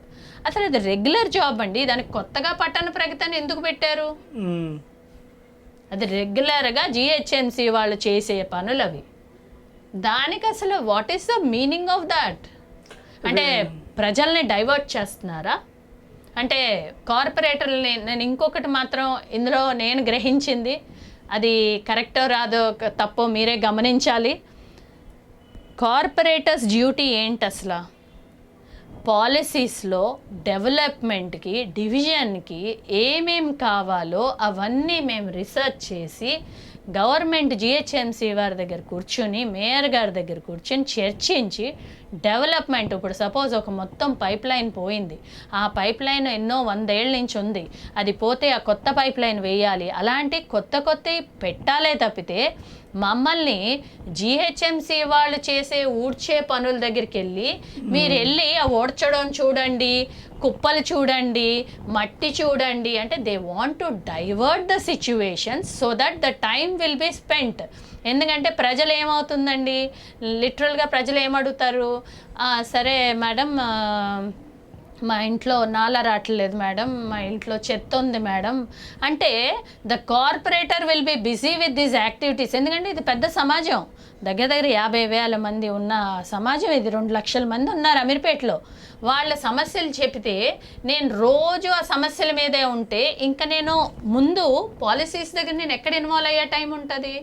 అందుకు మన కేసీఆర్ గారు అపర మేధావి కాబట్టి వారు ఏమనుకున్నారంటే కార్పొరేటర్లను అందరినీ కూడా ఫస్ట్ రోడ్డు మీదకి పంపిద్దాం, ఆ రోడ్డు చెత్త పనిలో బిజీగా ఉంటారు, పాలసీస్ ఇవి అడిగే టైం ఉండదు అప్పుడు వాళ్ళకి. ఎందుకంటే ప్రజలు చాలామంది ఎక్కువ కదండి, అంతమంది ప్రజలకు నేను సమాధానం చెప్పేటప్పుడు ఈ 5 ఏళ్ళు అయిపోతుంది నాకు. వారు అంటే పెద్దవారు, మేధావులు, సో వారి స్ట్రాటజీ వారికి ఉంది. కానీ ఒక్క విషయం మాత్రం క్లియర్, భారతీయ జనతా పార్టీ మమ్మల్ని ఎలా డైవర్ట్ చేసినా కూడా మేము డైవర్ట్ అవ్వము. మాకుండే ఎజెండా మాకుంటుంది. మా ఎజెండాయే మా డెవలప్మెంట్ విషయంలో ఎక్కడ ఏది అడ్డుపడినా కూడా మేము దానిని ఏ డైవర్షన్స్కి మేము తగ్గేవాళ్ళం కాదు. మేము ఖచ్చితంగా కూడా డైవర్ట్ అవ్వకుండా మేము చేయాల్సిన పనులు ఈ 5 సంవత్సరాల్లో మా పోరాటంతో కూడా ఖచ్చితంగా మేము ముందుకెళ్ళి చేస్తాము. అంటే మేడం ఇప్పుడు ఈ పట్టణ ప్రగతి ప్రణాళికలో ఒక సింగిల్ ఎంపీ కూడా కేటాయించలేదా? ఎక్కడ బడ్జెట్ పెట్టారన్నారండి, బడ్జెట్ ఏముంది అంటే ఏమీ లేదని చెప్తున్నారు. ఒక డెవలప్మెంట్ ప్రోగ్రామ్కి శంకుస్థాపనలు కానీ డెవలప్మెంట్ ఏం లేదు. మరి ఎందుకు మేడం ప్రోగ్రామ్? అదే నేను అది కూడా అడిగానండి వారిని, అదే ఏమడిగానంటే సార్ ఒక విషయం చెప్పండి, ఫస్ట్ ఫేజ్ సెకండ్ ఫేజ్ అయిపోయింది అన్నారు కదా, ఫస్ట్ ఫేజ్ అండ్ సెకండ్ ఫేజ్లో అసలు ఎక్కడ ఏమి డెవలప్ చేశారో కొంచెం నాకు అమీర్పేట్ డివిజన్ లిస్ట్ ఇవ్వండి సార్ అన్నాను. ఏమీ లేదు, అందులోని చెత్త ఉంది, చెత్త, డ్రైనేజ్ సిస్టము, లేకపోతే ఈవెన్ బేసిక్ కరెంట్ వైర్స్ కూడా తీయడానికి వాళ్ళకి బడ్జెట్ లేదు సార్. కరెంట్ వైర్స్ అదేమంటారు బట్టల వైర్లలాగా ఏలాడుతున్నాయి, పోల్స్ వంగిపోయినాయి. నేను క్లియర్గా ఎలక్ట్రిసిటీ డిపార్ట్మెంట్ వాళ్ళని అడిగాను, సార్ ఇన్ని సంవత్సరాలు 20, 30, 40 సంవత్సరాల నుంచి అదే పోల్స్ ఉన్నాయండి బాపూనగర్లో, మీరు వెళ్ళి చూడొచ్చు, మీరు వీడియోస్ తీసుకోండి. బాపూనగర్లో మొత్తం అంతా కూడా వేలాడి పడిపోయి వీళ్ళు చిన్న చిన్న ఇల్లులు గల్లీల్లో కట్టేశారండి. అది తప్పో ఒప్పో ఇంకా వాళ్ళు ట్యాక్సులు కట్టించుకుంటున్నారు, it happened. But now what are we going to do? ఇప్పుడు వాళ్ళు ఏమన్నారంటే, అప్పుడప్పుడు కొంతమంది పెద్దవారు స్టేట్మెంట్స్ ఏమిస్తున్నారంటే, ఇల్లీగల్గా బిల్డింగ్, ఇల్లీగల్కి పర్మిషన్ ఎవరు ఇచ్చారు? పర్మిషన్ ఎవరు ఇచ్చారు? వాళ్ళకి వాటర్ కనెక్షన్ ఎవరు ఇచ్చారు? ట్యాక్స్ ఎవరు కట్టించుకుంటున్నారు? So you are the culprits. If you are the culprits, మనము దానికి సొల్యూషన్. నువ్వు ఇచ్చేసావు పర్మిషన్, ట్యాక్స్ కట్టించుకున్నావు, నెక్స్ట్ స్టెప్ ఏంటి? వైర్ బాల్కనీ నుంచి పిల్లలు అందుకోవచ్చండి, కరెంట్ వైరు. ఇది మన డెవలప్మెంటా? ఇస్తాంబుల్లోనే అదినా పెద్ద పెద్ద బ్రిడ్జిలు కట్టడమా? అది కాదు కదా. బేసిక్ మౌలిక సదుపాయాలంటే ఫస్ట్ అది. మనం ఉన్న నీరు తాగేది, కరెంటు. రేపు పిల్లలకి ఒక వ్యక్తి చనిపోతే చాలదా? ఒక్క వైర్ పట్టుకుని మన గవర్నమెంట్ అసమర్థత కాదా? అది మన జిహెచ్ఎంసీ అసమర్థత కాదా? దీనికి ఎవరు? దృష్టికి కమిషన్ దృష్టికి తీసుకెళ్లారా లేదా? మాట్లాడానండి, మాట్లాడితే మేము చూస్తున్నాము అంటున్నారు. ఎక్కడా కూడా స్పందన ఇంకా ప్రస్తుతానికి లేదు. మేయర్ గారితో అయితే మొన్న మాట్లాడాను, ఆవిడ లేదు మేడం చేద్దాము అన్నారు. కానీ ఇక్కడ ఉన్న ఆఫీసర్స్ పోల్స్ మార్చడానికి కూడా మాకే బడ్జెట్ లేదు. వైర్స్ అంటండి సిటిజన్స్, రోడ్డు మీద ఉన్న వైర్ సిటిజన్కి సంబంధం ఏముందండి? సిటిజన్ వేసుకోవాలటండి, వాళ్ళు ఖర్చు పెట్టుకోవాలంట. నేను అడిగాను, వాళ్ళ ఇంటి వైరు వాళ్ళ ఇంటి ట్రాన్స్ఫార్మర్ అయితే వాళ్ళు ఖర్చు పెట్టుకుంటారండి. బయట ఎక్కడ ప్రాబ్లమ్స్ ఉన్నా అది మీరు సాల్వ్ చేయాలి కదా, అది మనది బాధ్యత. ఎందుకంటే మనకి ట్యాక్స్ కడుతున్నారు వాళ్ళు అని చెప్పాము. సో దీని గురించి మీరు మీడియా వారు కూడా ఒక చిన్న విన్నపం ఏంటంటే, ఏది మంచో ఏది చెడో మీకు కనిపిస్తుంది, మీరు దానిని క్లియర్గా పబ్లిక్కి, ప్రభుత్వానికి అర్థమయ్యేటట్టు మీరు చూపిస్తే మా అమీర్పేట్ డివిజన్ కొంత బాగుపడడంలో మీ సహకారం కూడా ఉంటుంది. కాబట్టి మిమ్మల్ని విన్నవించుకుంటున్నాము. ఎక్కడ తప్పు ఉందో తప్పు చూపించండి, ఎక్కడ న్యాయం ఉందో న్యాయం చూపించండి. ఇది మా అభ్యర్థన. ఎందుకంటే ప్రజలకి మీరే స్ఫూర్తి. ఎందుకంటే మీరు చెప్పింది వారు నమ్ముతారు. ఆ నిజాలు మాత్రం మీరందరూ కూడా చేస్తే మా డెవలప్మెంట్కి సపోర్ట్ అవుతుందని మీడియా వారిని కూడా నేను కోరుకుంటున్నాను. Okay right madam. అంటే మీరు అసలు ఈ అమీర్పేట్ డివిజన్లో మీకు ఎటువంటి పనులు చేయాలనుకుంటున్నారు? మీకు ప్రభుత్వ సహకారం ఎలా కావాలి? నిధులు ఎన్ని అవసరం పడతాయి? ఇంకేం సమస్యలు ఉన్నాయి అసలు ఇక్కడ మేజర్ నేను అనుకునేది ఎలక్ట్రికల్ పోల్స్ అన్నీ కూడా ప్రక్షాళన చేయాలని. ఎలక్ట్రికల్ పోల్స్ ఏదైతే ఉన్నాయో కొంచెం డేంజరస్గా ఉన్నాయి, అవన్నీ కూడా తీసి సెట్ చేయాలి. చిన్న చిన్నవి అండి, ప్రజల పాపం ఎంతో పెద్ద చిన్న సమస్యలు మొత్తం కూడా పట్టణ ప్రణాళికలో పెడితే ఇబ్బంది కదా. పట్టణ ప్రగతిలో పెట్టామని అన్నారు, కానీ ఏం చేస్తారు? రోడ్స్ బాపూనగర్లో మీరు వెళ్ళి రోడ్స్ చూడండి, గల్లీలు చూడండి, ప్రతిసారి నాలాలు పొంగిపోతానే ఉంటాయి.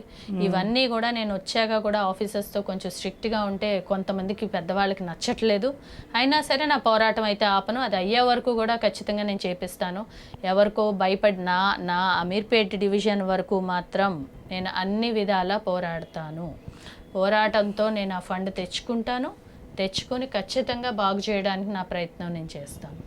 అంటే అమీర్పేట డివిజన్కి ఒక మంత్రి ఉండు, ఒక ఎమ్మెల్యే ఉండు, ఆయన మన బడ్జెట్ ఎందుకు రావట్లేదు అసలు? వీటికి కారణం ఏంటి? అంటే కేవలం బీజేపీ పార్టీ కార్పొరేటర్లు కావటం వల్ల ఇక్కడ అభివృద్ధి అయిపోయింది అనుకోవాలా, ఏమనుకోవాలా?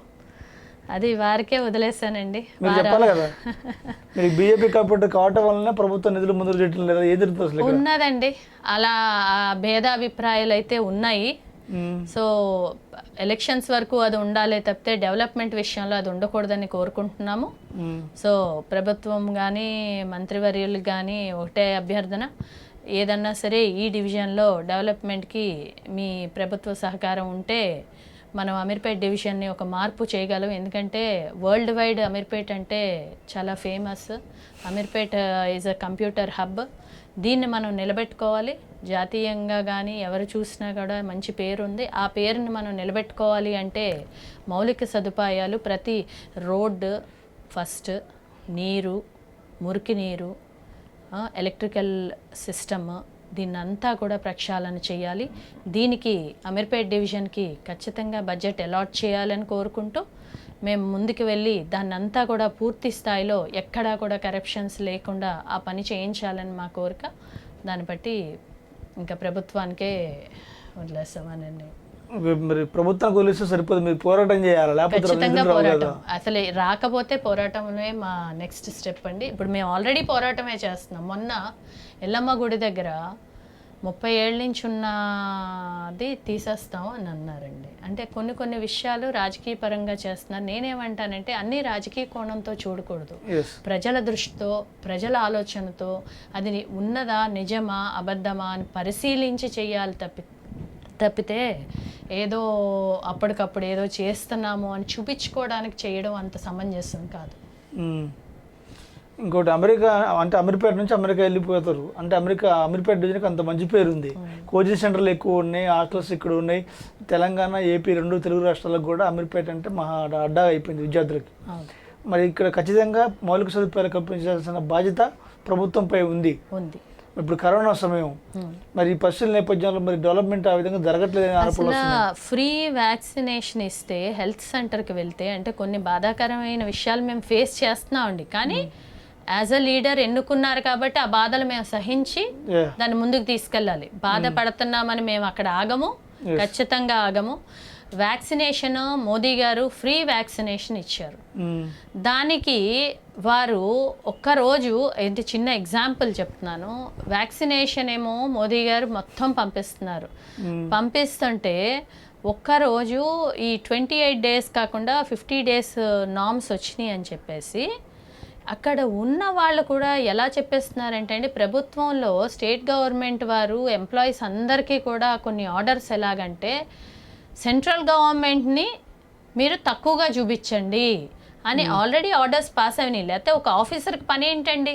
ఇప్పుడు వ్యాక్సినేషన్ నరేంద్ర మోడీ గారు ఇస్తున్నారు అని మేము బ్యానర్ పెట్టడానికి వారు ఇష్టపడట్లేదు.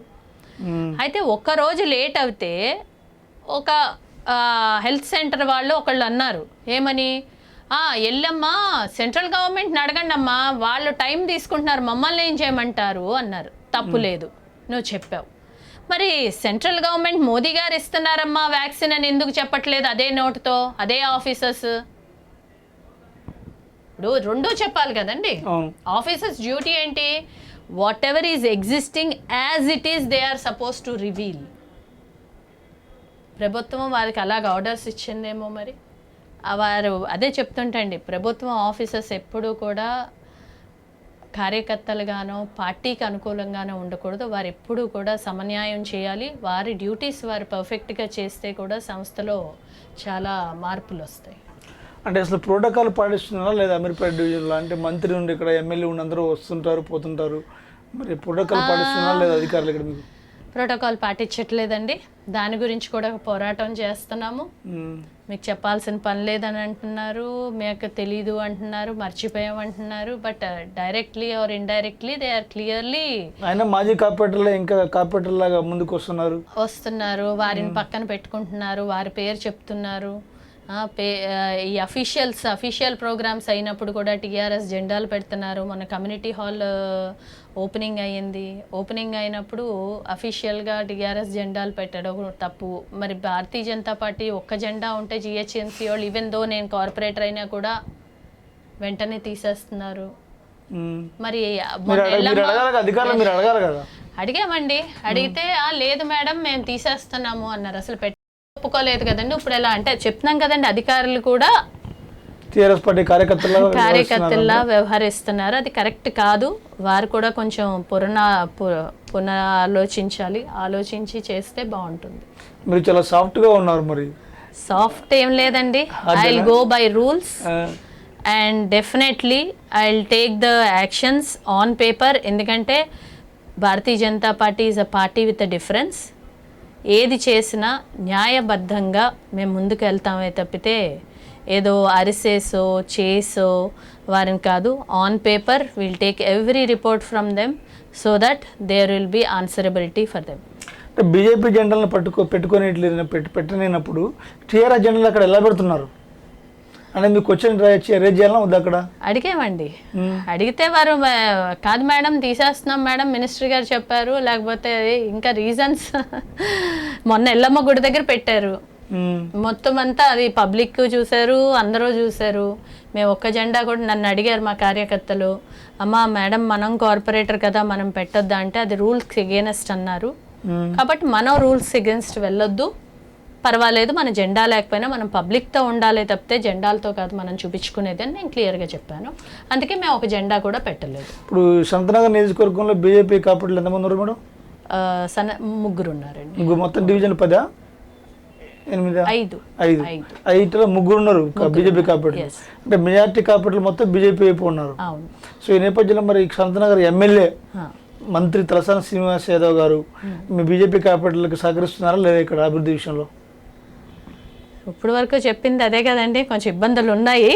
సో ఇప్పుడు ప్రజలైతే ఒప్పుకున్నారు కదా, బీజేపీ ముగ్గురు కార్పొరేటర్లని ఎప్పుడైతే ఎన్నుకున్నారో ప్రజలు రేపు మా ఎమ్మెల్యే కావాలని కోరుకుంటున్నారు అన్న విషయం దాన్ని బట్టే తేట తెల్లం అయ్యింది. ఖచ్చితంగా నెక్స్ట్ భారతీయ జనతా పార్టీ ఇక్కడ ఎమ్మెల్యేగా అవుతుందని మేము ఆశిస్తున్నాం. అంటే మీతో ఇంతవరకు సమావేశం పెట్టాడా ఇక్కడ సంతనగర్ కాన్స్టిట్యూన్సీకి సంబంధించి? మీరు వెళ్ళారా లేదా?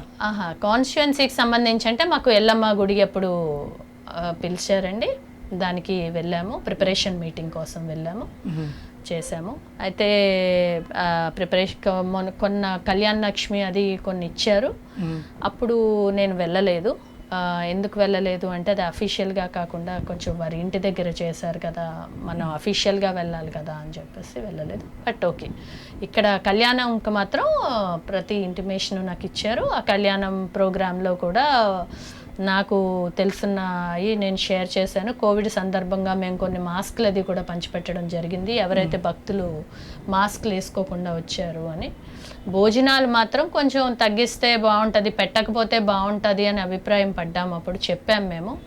కానీ ప్రజలలో లేదమ్మా ఆల్రెడీ నిర్ణయించారు అని, వారు already everything is prepared first only. So ప్రేక్షకుల పాత్రే మేము వహించాము, కానీ మాకు చేతనైనంత సలహా మేము ఇచ్చాము, వారు కూడా కొంత స్పందించారు. మరి బల్కంపేట ఎల్లమ్మ తల్లి బోనాల ఉత్సవాలు ఏ విధంగా జరిగినాయి? బాగానే జరిగినాయండి. కాకపోతే ఇక్కడ ఆటుపోట్లు ఎదుర్కొన్నారా? మామూలు ప్రశాంతంగా జరిగింది? ఏం జరిగింది?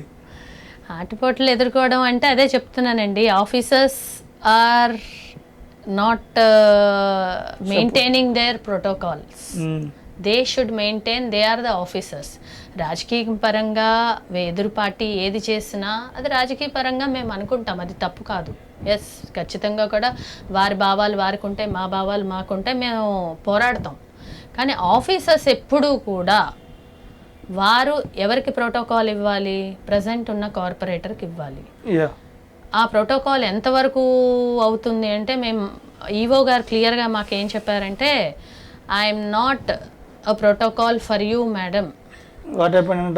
Superintendent only is a protocol. I am protocol only for the MLAs, MPs అని చెప్పారు. మేబీ ఇట్ ఈస్ రైట్ అనుకున్నాను నేను, అది జీవో కూడా నేను చదవదలుచుకున్నాను, చదువుకుని if it is right I respect that. You are also elected by the people, madam. No, but even though ఆవిడ చెప్పిన మాట ఏంటంటే, నేను కేవలము నా ప్రోటోకాల్, ఈవెన్ మేము అక్కడికి వెళ్తే వారు సీట్ లైన్స్ కూడా లెగరండి, ఈవో గారు లెగరు. జనరల్ గా అది మరి బేసిక్ మర్యాద అని నేను అనుకుంటున్నాను. మరి ఆ ప్రోటోకాల్లో కూడా ఆవిడ లెగక్కర్లేదు అని పేపర్ మీద ఉంటే I respect that. I don't, okay, if that is right I respect, I don't deny that. నేను అదే చెప్తున్నా, any paper which is return as a protocol I don't demand, but anything is in the protocol which I'm suppose to get, we will demand, we'll fight for it. Last protocol గురించి కూడా fight చేసిన పరిస్థితి వచ్చింది ఇప్పుడు అమీర్పేట డివిజన్లో. That's fine అండి. అదేంటంటారు, ప్రజలు ఉన్నారు కదా, దట్ ఈస్ మేజర్ ఇంపార్టెంట్. ప్రజల కోసం నేనున్నాను. ఈ ప్రోటోకాల్ ఏంటంటే కేవలం 10 మందికి ఆ రిఫ్లెక్షన్స్ తప్పు మెసేజ్ వెళ్తుందనే తప్పితే I'm not so concern about those. But ప్రజలు అడుగుతున్నప్పుడు నేను దానికి సమాధానం చెప్పాలి. ఇప్పుడు నా పర్సనల్ అనుకో, నా ఇష్టం, పర్వాలేదు నాకేం లేకపోయినా పర్వాలేదు అని I can manage, I don't feel. But ప్రజలు మేడం మిమ్మల్ని ఎందుకు పిలవలేదు, ఎందుకు చెయ్యలేదు అంటే ఒక పబ్లిక్ రిప్రజెంటేటివ్గా I'm answerable. Yes. So that's happening. But okay, we will fight for it. Will make sure that అన్నట్లని కూడా సెటరైట్ చేయగలమనే నమ్మకంతోనే ప్రజలు ఎన్నుకున్నారు కాబట్టి నా మీద నమ్మకం పెట్టిన దానికి నేను ఖచ్చితంగా న్యాయం చేయడానికి ప్రయత్నిస్తాను. అంటే అసలు అంటే ఇక్కడ పరిస్థితులు మొత్తం చూస్తుంటే సంతనగర్ కాన్స్టిట్యున్సీలో ఎందుకు రాజకీయాల్లోకి వచ్చినా, ఎందుకు బీజేపీ పార్టీలు చేరినా, ఎందుకు కార్పొరేటర్కి ఎన్నికైనా అని అనిపిస్తుంది మీకు? ఏమనిపిస్తుంది? అలా ఏం లేదండి. పాస్ట్ 20-25 years నాకు అమీర్పేట్ వాసులతో ఒక మంచి సంబంధాలు ఉన్నాయి. I have my own respect by God's grace, touch wood. And people also, నేను ఈరోజు కూడా 8 నుంచి 10 వరకు నేను రోజు కాన్స్టిట్యున్సీలో డివిజన్లో తిరుగుతున్నాను. So I'm with the people కాబట్టి నాకు నమ్మకం ఉంది నేను చేయగలిగింది. వారు మెచ్చుకోవాలా మెచ్చుకోపోవటమా అన్నది ప్రజల్ని మీరు అడగాలి తప్పితే నన్ను అడగకూడదు. వాట్ ఈస్ మై పర్ఫార్మెన్స్ అన్నది మీరు ప్రజల దగ్గర తీసుకోండి. Then you come back to me. Anything ఏమన్నా నాలో కూడా కరెక్షన్స్ ఉంటే ఖచ్చితంగా కూడా నాకు చెప్పండి. So that I will correct myself and go forward. ఎందుకంటే క్రిటిసిజం నేను ఎప్పుడు కూడా కరెక్షన్గా తీసుకుంటాను. I don't feel bad. ఎందుకంటే ఒకళ్ళు క్రిటిసైజ్ చేశారు అంటే అందులో నేను ఏమన్నా పొరపాటు చేశానేమో అని నేను దాన్ని కరెక్ట్ చేసుకునే పద్ధతి నాకుంది. మీడియా వారు కొంచెం మీరు కూడా రీసెర్చ్ చేసి మాకు కూడా ఏమన్నా మాకు తెలియని కూడా, ఎందుకంటే ఇది ఒక హ్యూజ్, కాకపోతే నేను మొత్తం అమీర్పేట్ డివిజన్ ప్రతి గల్లీ కూడా తిరిగేసాను. నాకు అంతే 100% లేదండి. ఆఫ్టర్ ఎలక్షన్స్ నేను 8 to 10 రోజు వెళ్తున్నాను. Yes every street. అంటే లాస్ట్ టైం ఇప్పుడు కరోనా వచ్చినప్పుడు ఫస్ట్ టైం లాక్డౌన్ విధించినప్పుడు అప్పుడు బీజేపీకి అధికారం లేదు, అంటే మీరు కార్పొరేటర్ కాదు అప్పుడున్న కార్పొరేటర్లు అనుకోవచ్చు, ఎమ్మెల్యేలు అనుకోవచ్చు, అందరూ అనుకోవచ్చు. అమీర్పేట డివిజన్లో విచ్చలవిడిగా డబ్బులు కలెక్షన్లు చేసి కనీసం చెక్కుల పేర్లు రాయకుండా అమౌంట్ రాసి చెక్కులు మొత్తం ప్రగతి భవన్లో ఇచ్చారు అనే ఆరోపణలు ఉన్నాయి. మరి ఇప్పుడు నిజంగా ఇప్పుడు మీరు కార్పొరేటర్ అయిన తర్వాత ఇక్కడ అదే పరిస్థితి నడుస్తుందా? ఎలా ఉంది ఇక్కడ పరిస్థితి ఇప్పుడు? యాక్చువల్గా నేను విన్నానండి, అవన్నీ కూడా నేను విన్నాను. నాకు అందరూ ప్రజలే కంప్లైంట్స్ కూడా చెప్పారు, అన్నీ చేశారు. కానీ I don't want to take the negative notations. What I can do positive అన్నది నా ఆలోచన. చాలా హాస్టల్స్ నుంచి అన్నారు, అక్కడ పైసలు తీసుకున్నారని చెప్పారు. ఇల్లు ఇసుకేస్తే కూడా పైసలు ఎందుకు, నేను కార్పొరేటర్ అయ్యాక నాకు 10 మంది వరకు ఫోన్ చేశారు, అమ్మ మా ఇంటి ముందు ఇసుకేసుకుంటున్నామమ్మా, ఇల్లు కట్టుకుంటున్నామమ్మా అని చెప్పారు. అంటే నాకెందుకు ఫోన్ చేస్తున్నావమ్మా అన్నాను. ఇల్లు కట్టుకుంటున్నాం అని చెప్దామనమ్మా అన్నారు. కట్టుకోండి అమ్మా, కానీ రోడ్డుకి పక్కగా ఇసుకేసుకోండి, ప్రజలకు ఇబ్బంది లేకుండా వేసుకోండి. అంటే అమ్మ మీ దగ్గరికి వచ్చి కలవాల్సిన పని లేదా అమ్మా అన్నారు. ఎందుకమ్మా, నాకేం పని లేదు, మీరు ఇల్లు శుభ్రంగా కట్టుకోండి, నాకేమీ మీరు ఇవ్వక్కర్లేదు, ఎవరన్నా నా పేరు చెప్తే కూడా క్లియర్గా చెప్పండి, మేము ఇవ్వము అని చెప్పండి అని చెప్పాము. అదే కరప్షన్ అన్నది చాలా జరిగింది. ఇప్పుడు మీరేం తీసుకోవట్లేదు మరి హాస్టల్ నుంచి, కోచింగ్ సెంటర్ నుంచి? భగవంతుడి దయ వల్ల నాకు బ్రెడ్ అండ్ బటర్ ఉంది, దేవుడు ఇచ్చాడు. నేను నా బిజినెస్ పరంగా నేను కష్టపడి నేను బిజినెస్ చేసుకుంటాను. I don't mix the politics, service as well a business is that my livelihood. But service is that where I'm suppose to at least give something to one. నా ఓపిక, నా శ్రమ, లేదా నేను ₹1 పెట్టగలిగితే పెడతానే తప్పితే నాకు వద్దు. Okay right madam. అంటే it's my principle. Okay, very good madam. అయితే ప్రజెంట్ చూసుకుంటే అంటే బీజేపీ పార్టీ నెక్స్ట్ 2023లో అధికారం రావాలనుకుంటుంది. అంటే సంతనగర్ నియోజకవర్గం కూడా ఎమ్మెల్యే గెలవాలంటే సంతనగర్ నియోజకవర్గంలో ఏం జరిగింది ప్రజలకు తెలియాలి. అది తెలియాలంటే మీలాంటి స్థానిక కార్పొరేటర్లు ప్రజలకు చెప్పాలా. అది చెప్పాలంటే మా గ్రౌండ్ లెవెల్లో మీరు పనిచేయాలంటే ప్రజలతో సంబంధాలు పెట్టుకోవాలా. మరి గ్రౌండ్ లెవెల్ సంబంధాలు పెట్టుకున్నప్పుడు లాస్ట్ టైం కార్పొరేటర్ పనిచేసినప్పుడు కొంతమంది లాస్ట్ టైం కార్పొరేటర్ అనుకోవచ్చు, ఎమ్మెల్యే అనుకోవచ్చు, ఎవరైనా అనుకోవచ్చు, వాళ్ళందరూ అసలు నిధులు ఎన్ని వచ్చినాయి, ప్రజలకి చేసిన డెవలప్మెంట్ ఎంత ఉంది, ఎటువంటి కరప్షన్ జరిగింది ఇక్కడ అనే విషయాలు మొత్తం కూడా ప్రజలకు చెప్పాల్సిన బాధ్యత మీ మీద ఉంది. ఆ విధమైన ప్లానింగ్ ఏమైనా ఉందా లేదా మీకు? డెఫినెట్లీ అండి. నేను ఆల్రెడీ ఆ రైట్ టు ఇన్ఫర్మేషన్ యాక్ట్ ప్రకారం పేపర్స్ అన్ని అప్లై చేశాను. నేను ఆల్రెడీ GHMCలోనే ఆ క్వశ్చన్స్ వేశాను. ఏమనంటే present last 5 yearsలో what are the funds released and what are the activities done and employees ఇంకో మేజర్ క్వశ్చన్ ఏం వేసానంటే ఆఫీసర్స్ ప్రతి డిపార్ట్మెంట్లో ఆఫీసర్స్ ఆర్ ల్యాకింగ్. ఓకే. ఇప్పుడు మీరు ఇద్దరు మీడియా వాళ్ళు ఉన్నారు, మీరు మీరు 5 చోట్లకు వెళ్ళి మీరు పని చేయగలరు అని చెప్పి మీకు అలాట్ చేస్తారు వర్క్. అలాగా ఆఫీసర్స్ లేరండి కంప్లీట్గా ఏ డిపార్ట్మెంట్లో. వాటర్ వర్క్స్లో లేరు, ఇంజనీరింగ్ డిపార్ట్మెంట్లో లేరు, జిహెచ్ఎంసీలో లేరు. When there are no proper infrastructure, how can you fill the work? దానికి నేను క్వశ్చన్ వేస్తే ఆ క్వశ్చన్ కూడా మొన్న జనరల్ బాడీ మీటింగ్లో అసలు తీసుకోలేదండి వాళ్ళు. అది ఇంపార్టెంట్ కదా. ఇప్పుడు స్ట్రక్చర్ లేదే నువ్వు డెవలప్మెంట్ ఎలా చేస్తావు? ఫస్ట్ బేస్ అది. ఇప్పుడు మీరు కెమెరామెన్ నుండి మీరుండి ఇంకొక కరెంట్ అబ్బాయి ముగ్గురు ఉంటేనే మీరు నా వీడియో తీయగలరు. మీ ముగ్గురులో ఒకరు లేకపోతే how can you finish your job?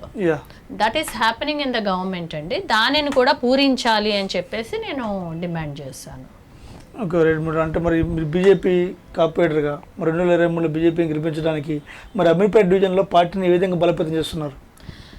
మాది డెవలప్మెంట్ ఎజెండా అండి. ఏదైతే నరేంద్ర మోడీ గారు స్కీమ్స్ పెట్టారో ఆ స్కీమ్స్ అన్నీ కూడా ప్రజలకు అందేటట్టు వారికి అవగాహన కల్పించి వారితో మేము సంబంధం పెట్టుకుని ప్రతి ఇంటింటికి మేము వెళ్ళి ఆ ప్రోగ్రామ్స్ ఎవరికి, ఇప్పుడు సుకన్య సమృద్ధి యోజన ఉంది, జన్ధన్ యోజన ఉంది. జన్ధన్ యోజన వల్ల ఎంతోమంది పెద్దవాళ్ళు ఈ మధ్యన కరోనా టైంలో చనిపోయినప్పుడు వాళ్ళకి ఇన్సూరెన్స్లు వచ్చినాయి.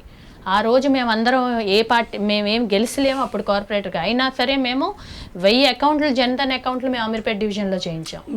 అందులో చేయించినప్పుడు అందులో ఒక అంటే నా నోటీస్కి మేము చేయించిన వాళ్ళలో దగ్గర 10 మందికి కొంత నష్టపోయారు. వాళ్ళ హస్బెండ్ అని, కొడుకని, వాళ్ళకి వచ్చినాయి 2 లక్షలు. That's enough. అంటే మంచి చేయడానికి ఒక మొదలు ఉంటే చాలండి, ఆటోమేటిక్గా ఇట్ హ్యాపెన్స్. అది దానికి మేము ఖచ్చితంగా ముందుంటాం మేడం. అంటే మీ జీవిత లక్ష్యం ఏంటి madam? What is your future planning, goal?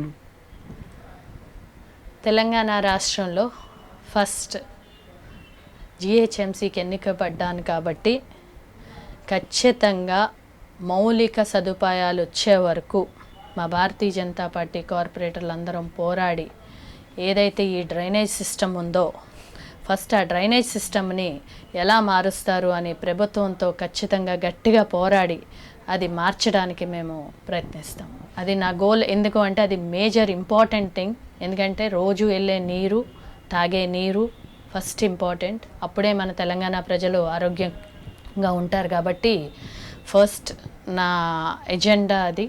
దీనికోసం ఎంత దూరం అన్నా వెళ్ళి పోరాడతాను. గవర్నర్ గారికి కూడా లెటర్ ఇస్తాము దీని గురించి, మరియు మేయర్ గారికి, గవర్నర్ గారికి, మరియు చీఫ్ మినిస్టర్ గారికి. ఎందుకంటే డ్రైనేజ్ సిస్టమ్ ఎందుకు మార్చలేము అన్నది నా పట్టుదల. ఎందుకు చేయలేము అన్నది, ఎందుకంటే మంచినీరులో మురికి నీరు కలవడం అన్నది అది ఎంత పెద్ద స్థాయిలో అసలు ఈ విషయము మనం దేశవ్యాప్తంగా హైదరాబాదు ప్రసిద్ధి చెంది దేశంలోనే ఒక వరల్డ్లోనే ప్లేస్లో ఉందని చెప్పుకుంటున్నప్పుడు రేపు వారు దీన్ని గమనిస్తే ఇది ఒప్పుకుంటారా? కాబట్టి దీన్ని ఫస్ట్ మనం ప్రక్షాళన చేయాలి. ఏదైతే నాలాలు ఉన్నాయో నాలాలు కానీ, డ్రైనేజీలు కానీ, మంచినీటి సదుపాయం కానీ దేనికి అది స్ట్రీమ్లైన్ చేయాలని, దాని గురించి పోరాటం చేయాలని నా గోల్. 2023 జరిగే అసెంబ్లీ ఎన్నికల్లో సంతనగర్ నియోజకవర్గం గురించి ఎమ్మెల్యేకి పోటీ చేస్తున్నారా లేదా మీరు? అది పార్టీ నిర్ణయిస్తారండి, మేం కాదు. పెద్దవాళ్ళు మేము ఈ 5 సంవత్సరాలు ఫస్ట్ నాకు ఏదైతే ప్రజలు బాధ్యత ఇచ్చారో కార్పొరేటర్గా ముందు అది నేను నిర్వర్తిస్తాను. తర్వాత పార్టీ నిర్ణయం ఏమైతే దానికి నేను శిరసా. అంటే పార్టీ ఒకరు పోటీ చేయండి, పోటీ చేస్తారు మీరు ఎమ్మెల్యేగా? ఏదన్నా సరే పార్టీ నిర్ణయం అండి. Okay madam. మరి ఇక చివరగా కేతినేని సరళ అంటే మీరు అసలు బీజేపీ పార్టీలో ఎప్పుడు చేరారు? బీజేపీలో చేరడానికి కారణం ఏంటి? అదేవిధంగా మీకు ఇన్స్పిరేషన్ పొలిటికల్ రావడానికి? నేను యాక్చువల్గా 2000లో పార్టీలో రావటం జరిగింది. అది అనుకోకుండా మా జిల్లా అధ్యక్షులు, ఇప్పుడు ఎవరైతే జిల్లా అధ్యక్షులుగా ఉన్నారో శ్యామసుందర్ గారు, వారు కార్పొరేటర్గా అప్పుడు పోటీ చేస్తున్నారు. చేసినప్పుడు మేము మామూలుగా వాళ్ళ ఇంట్లోనే ఫ్యామిలీ ఫ్రెండ్స్ మేము. సో దానికోసం అని మేము ఇది చేసాము. అప్పుడు క్యాంపెయినింగ్కి రమ్మన్నారు. అప్పటి వరకు నాకు రాజకీయాలు అంటే ఏంటో తెలీదు. I'm very poor. Even today also I'm not a proper politician. I'm just development activities కానీ సర్వీస్ కానీ నాకు ఇష్టం కాబట్టి ఆ రోజు చేయడం వల్ల అప్పుడు యువమోర్చాలో నాకు స్టేట్ ఎగ్జిక్యూటివ్ మెంబర్ ఇచ్చారు ఇంద్రసేనారెడ్డి గారు. అప్పుడు అది రాష్ట్ర అధ్యక్షులు ఉన్నారు. అలా అనుకోకుండా అందులో ఇమిడిపోయాను. భారతీయ జనతా పార్టీ సిద్ధాంతాలు కానీ వారి సిస్టమ్ కానీ it is a very cultural and also lively family environment ఉంటుంది కాబట్టి నేను అందులో ఉండిపోవాల్సి వచ్చింది. ఇంకా అనుకోకుండా ఇంకా ఆ సర్వీస్ కంటిన్యూ అయింది. ఇంకా మరి మీరు కార్పొరేటర్ కావడానికి బీజేపీ పార్టీ అవకాశం కల్పించింది, అదేవిధంగా పబ్లిక్ కూడా ఆశీర్వదించారు. మరి కాబట్టి అమీర్పేట డివిజన్ ప్రజలకు ఏం చెప్పాలనుకుంటున్నారు మీరు? ఒకటే అండి, ఫస్ట్ ఈ కోవిడ్ సందర్భంగా మనకి అవసరం ఉన్నప్పుడే మనందరం కూడా బయటికి వెళ్దాము. అదే కాకుండా ఎందుకంటే థర్డ్ వేవ్ అని అంటున్నారు, ఏ వేవ్ అన్నా సరే మన జాగ్రత్తలో మనం ఉండి మనం 2 నెలలు 3 నెలలు షాపులు మూసుకున్నా మనకు వచ్చే minimum middle class and upper middle class కూడా నెలకు ఒక 5 లక్షలు సంపాదించవచ్చు మ్యాక్సిమం. ఈ 3 నెలలు ఆ 5 లక్షలు మనకి లేవు అనుకుంటే మనం ఇంట్లో ఉంటే ఈ 15 లక్షలు మనకి కనుక కోవిడ్ బారిన పడితే ఖచ్చితంగా ఈ 15 లక్షలు మన దగ్గర అయిపోతాయి. ప్లస్ మనకు అనారోగ్యం, మన కుటుంబం అంతా ఇబ్బంది పడుతుంది. కాబట్టి మీ అందరికీ ఒక్కటే విన్నపం ఏంటంటే వీలైనంత వరకు ఈ 3 months మనకి వెసులుబాటు ఉన్నంత వరకు కొంచెం బయటికి వెళ్ళకుండా ఏదైతే అవసరం ఉంటుందో అప్పుడే తగిన జాగ్రత్తలు తీసుకుంటూ మాస్కులు ధరించి బయటికి వెళ్ళి మన అందరం కూడా ఆరోగ్యంగా ఉండాలని కోరుకుంటున్నాను. నా తరపున ఏది ఉన్నా సరే అమీర్పేట్ వాసులు మీరు అందరూ కూడా డైరెక్ట్గా అప్రోచ్ అవ్వచ్చు. ఏ ఇబ్బంది ఉన్నా సరే మీరు ఎవరి మాటలు ఏమీ నమ్మవలసిన అవసరం లేదు. హెల్త్ విషయంలో ఏమన్నా ప్రాబ్లం ఎమర్జెన్సీస్ వచ్చినా కూడా, ఆక్సిజన్ ఇష్యూస్ వచ్చినా, ఏమొచ్చినా కూడా మేము ఉంటాము. ఇంకా అమీర్పేట ప్రజలకి మరియు తెలంగాణ రాష్ట్ర ప్రజలందరికీ కూడా నమస్కారం. కాకతీయ టీవీ వారికి కూడా ధన్యవాదాలు. Okay, thank you very much madam. ఇంత బిజీ షెడ్యూల్ కూడా 1.5 hours మీరు టైం కేటాయించి మంచి ఓపిక సమాధానం చెప్పారు. Thank you very much madam. Thank you very much. Hello everybody, this is Lipsika. Please subscribe to Kakatiya TV. Please subscribe to Kakatiya TV. Please subscribe. Push subscribe. Please subscribe. Hi, nenu RJ Kajal. Subscribe to Kakatiya TV. Chala interesting updates and interesting content untundi Kakatiya TV lo. So definitely ga subscribe cheskondi and kinda kanipustunna bell icon ni kuda meeru nokkite meeku instant ga upload చేసిన వెంటనే notification కూడా వస్తుంది కాబట్టి do subscribe.